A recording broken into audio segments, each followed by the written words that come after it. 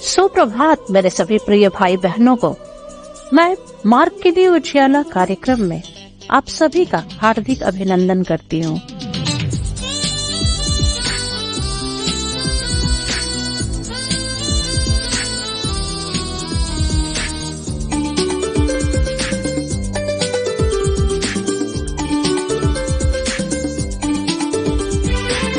महासंदेश सुना है हमने, ये प्रतिज्ञा भी की है हमने।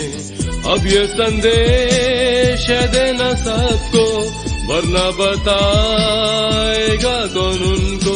देखो सहस्रों होगी जरूर कटनी भरपूर। प्रभु भेजो हमें, सुनिए पुकार, हम हैं तैयार।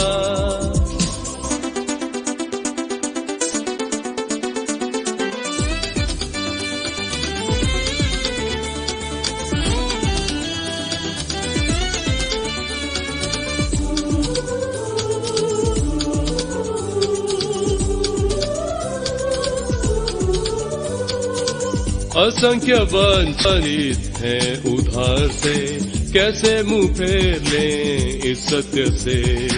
साथ उनके बांटे आशीषें हम, की आनंद की लहर देखें हम। देखो सहस्रों होगी जरूर कटनी भरपूर। प्रभु भेजो हमें, सुनिए पुकार, हम हैं तैयार।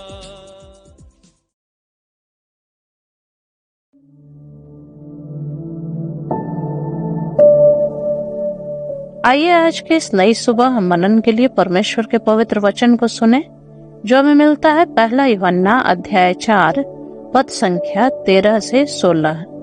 पहला यूहन्ना अध्याय 4 पद संख्या 13 से 16।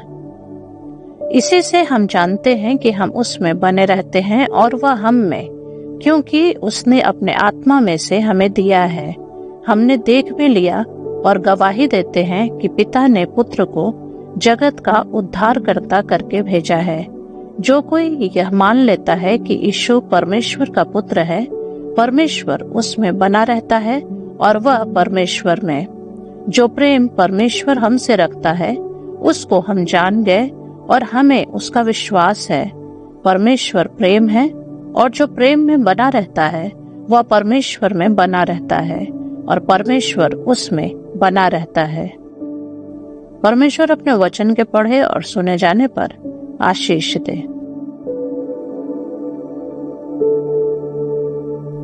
प्रभु यीशु मसीह के मधुर मीठे नाम में सभी भाई बहनों का आज के इस मार्ग के लिए उजियाला कार्यक्रम में हम आपका स्वागत करते हैं।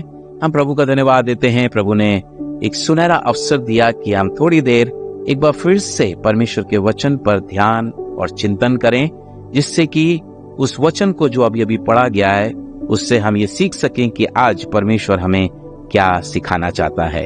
हम सर्वप्रथम धन्यवादित हैं। प्रभु ने हमें एक नव दिन में प्रवेश कराया, एक नया सप्ताह दिया है, तो हम इस नए सप्ताह को नई आशीष के साथ प्रारंभ करना चाहते हैं। परमेश्वर का प्रेम केवल एक भावना नहीं है जो पवित्र आत्मा के माध्यम से हमारे अंदर वास करती हो। जब हम यीशु को परमेश्वर के पुत्र के रूप में स्वीकार करते हैं तो ईश्वर का प्रेम हमारे दिलों में निवास करता है, अर्थात हमारे परमेश्वर का प्रेम हमारे दिलों में निवास करने का स्थान बन जाता है। हम उससे प्रेम कर सकते हैं और फिर सबसे बड़ी बात, हम उस पर भरोसा कर सकते हैं। सो जिस प्रकार से प्रथम पद में पढ़ा गया, इसी से हम जानते हैं कि हम उसमें बने रहते और वो हम में, क्योंकि उसने अपनी आत्मा में से हमें दिया है।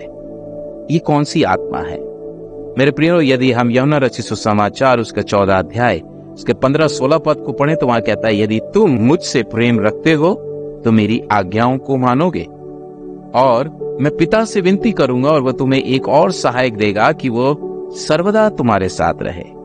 सो ये कौन सहायक है? सो यदि 17 पद में जाए तो वहां कहता है, अर्थात हमें सत्य की आत्मा दी गई है जिससे कि हम परमेश्वर में बने रहे। और फिर आगे कहता है, और हमने देख भी लिया और गवाही देते हैं कि पिता ने पुत्र को जगत का उद्धारकर्ता करके भेजा है। सो हम सभी जानते हैं परमेश्वर ने जगत से प्रेम किया है और अपने पुत्र प्रभु यीशु मसीह को इस संसार में भेजा है ताकि मेरा और हम सबका छुटकारा हो जाए और हम उसकी संतान बन जाएं। इसी कारण वो कहता है, जो कोई ये मान लेता है कि यीशु परमेश्वर का पुत्र है, परमेश्वर उसमें बना रहता है और वो परमेश्वर में। परमेश्वर का धन्यवाद हो। यदि हम रोमियो उसका 8 अध्याय उसके 15 पद में जाएंगे तो वहां कहता है, क्योंकि तुमको दासवता की आत्मा नहीं मिली कि फिर भयभीत हो, परंतु लेपालक की आत्मा मिली है, जिससे हम उसे अब्बा और पिता कह के पुकारते हैं।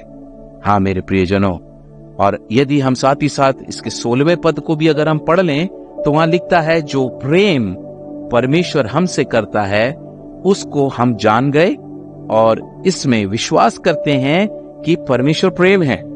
तो हमारा परमेश्वर प्रेम है मेरे प्रियो। और कहता है, और जो प्रेम में बना रहता है वो परमेश्वर में बना रहता है और परमेश्वर उसमें बना रहता है।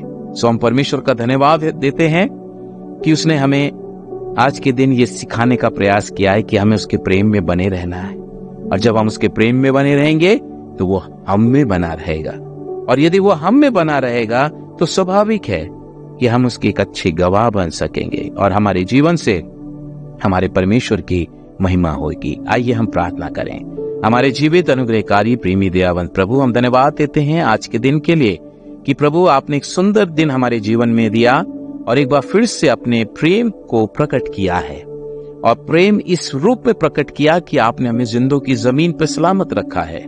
बहुतेरे हैं जो प्रभु आज के दिन की देखने की लालसा रखते थे, पर उन्हें ये अवसर नहीं मिला प्रभु।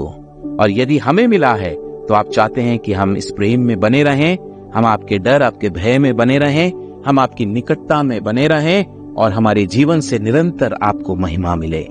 सर्वशक्तिमान परमेश्वर, हम विशेष प्रार्थना करते हैं उन प्रियों के लिए जो कहीं ना कहीं तकलीफों में, समस्याओं में या परेशानियों से घिरे हुए हैं। प्रभु आप उनके हर एक परेशानियों का निवारण करें।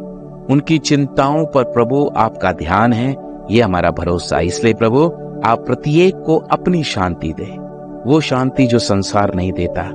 हाँ प्रभु जी, ताकि वो आप में जीवन पाए और भौतिक का जीवन पाए। प्रभु जी हम प्रार्थना करते हैं विशेषकर प्रभु जी जो बीमार हैं, प्रभु जी आप उन पर अनुग्रह करें, उन्हें स्पर्श करें, उन्हें छुएं, उन्हें आप चंगाई दे प्रभु, ताकि वो आप में भले चंगे होकर आपके नाम की गवाही दे सकें। पिता परमेश्वर हम प्रार्थना करते हैं हर एक परिवारों में जो आपने बेटे बेटियां दी हैं प्रभु, उन सब पर आपका अनुग्रह बना रहे। विशेषकर प्रभु जी जो शिक्षा में लगे हुए हैं, प्रभु जी उनकी शिक्षा में आप अपना हाथ बढ़ाते हुए उन्हें अपनी बुद्धि से भरपूर करें, समझ से भरपूर करें, ताकि प्रभु वो अव्वल रीति से प्रभु जी अपने कार्यों को कर सके और प्रभु जी इसके द्वारा प्रभु जी वो आपको धन्यवाद दे सके। प्रभु जी जो जवान बेटे बेटियां हैं जो नौकरी की तलाशों में है प्रभु, आप उनके लिए भला इंतजाम करें, ताकि प्रभु आपके प्रिय बेटे और बेटियां प्रभु अच्छी स्थानों पर सेवा कर सके, नौकरी कर सकें। पिता परमेश्वर यदि कोई जवान बेटा बेटी प्रभु अपने जीवन साथी के लिए प्रार्थना कर रहा है प्रभु, आप उनके लिए सही जीवन साथी का भी प्रयोजन करें, ताकि प्रभु जी उनके जीवन एक विवाहिक सूत्र में बंध कर प्रभु आपके प्रेम से लिपटे रहें।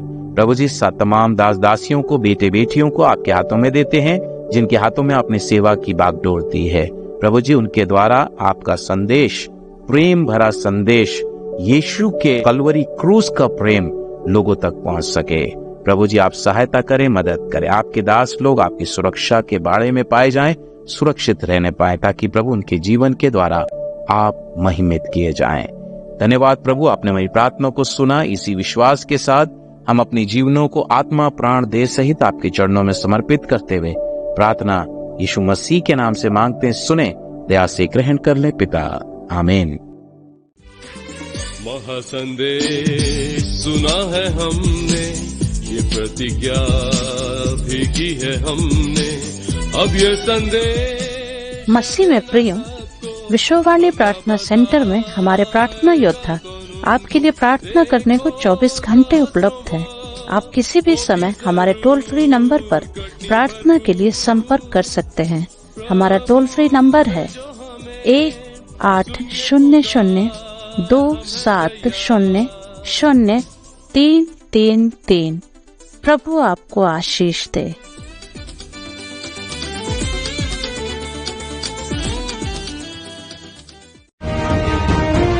अब विश्ववाणी टीवी कार्यक्रम गांव दर्शन का प्रसारण प्रति शनिवार रात्रि 8:30 से 9 बजे तक शुभ संदेश चैनल पर प्रसारित किया जाता है। इस कार्यक्रम के द्वारा आप सभी सहपरिवार आशीष को प्राप्त करें।